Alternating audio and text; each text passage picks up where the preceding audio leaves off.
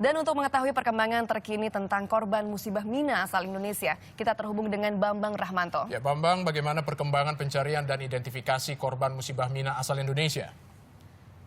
Ya, Rahmat Tommy, seperti diketahui jumlah korban yang sudah teridentifikasi yang berasal dari Indonesia sebanyak 41 orang. Saat ini pemerintah Indonesia masih tetap fokus untuk melakukan pencarian. Berbeda dengan negara Iran yang sudah menyatakan sikap terhadap negara Arab Saudi. Namun dari wawancara saya dengan Konjen RI untuk Jeddah menyatakan pemerintah Indonesia saat ini masih tetap fokus terhadap pencarian jemaah Indonesia baik yang sudah wafat maupun yang masih hilang itu karena potensi atau jumlah jemaah Indonesia yang masih hilang sangat banyak dan kemungkinan untuk kemungkinan penemuan jenazah asal Indonesia makin cukup besar karena berdasarkan wawancara dengan Arsyad Hidayat atau yaitu Kepala Daerah Kerja Mekah untuk tempat penyimpanan jenazah di Al-Muaisim masih sebanyak 1.117 jenazah yang belum teridentifikasi atau belum dikenali asal-usulnya. Dan saking banyaknya jenazah yang ada di tempat penyimpanan jenazah itu, jadi banyak jenazah yang disimpan di kontainer-kontainer.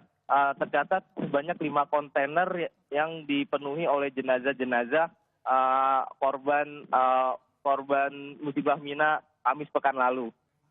Sehingga nanti pada pukul 2 siang waktu Arab Saudi akan dilakukan jumpa pers terkait pencarian identifikasi jenazah asal Indonesia yang akan disampaikan oleh Menteri Agama Lukman Hakim Saifuddin. Nanti dia akan menjelaskan bagaimana sistematika atau kriteria atau cara yang dilakukan selama ini yang dilakukan oleh tim gabungan yang melakukan identifikasi terhadap korban. Dan selain itu untuk disampaikan juga untuk kegiatan jemaah haji saat ini untuk kloter pertama mulai bergeser dari Mekah menuju Jeddah untuk bersiap melakukan penerbangan menuju ke tanah air. Sedangkan yang jemaah gelombang kedua saat ini masih melakukan ibadah-ibadah di Masjidil Haram karena mulai hari ini bis operasional yang mengangkut jamaah dari pemondokan ke Masjidil Haram yaitu bis sholawat sudah mulai beroperasi. Begitu Tommy dan Rahma. Bambang, apakah ada kendala atau kesulitan yang dihadapi oleh para tim pencari jenazah atau korban luka?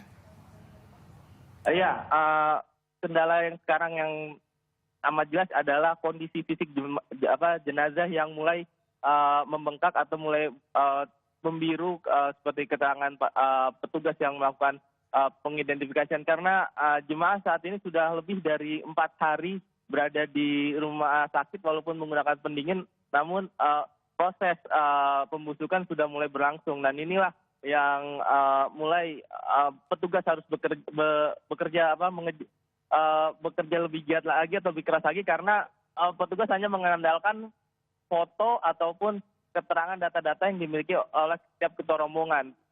Berbeda dengan menggunakan mungkin bisa menggunakan rekam gigi atau antemortem yang biasa dilakukan jika terjadi sebuah musibah. Jadi berdasarkan hanya pengamatan atau kasat mata dari foto-foto yang digunakan atau acuan dalam mengidentifikasi korban begitu.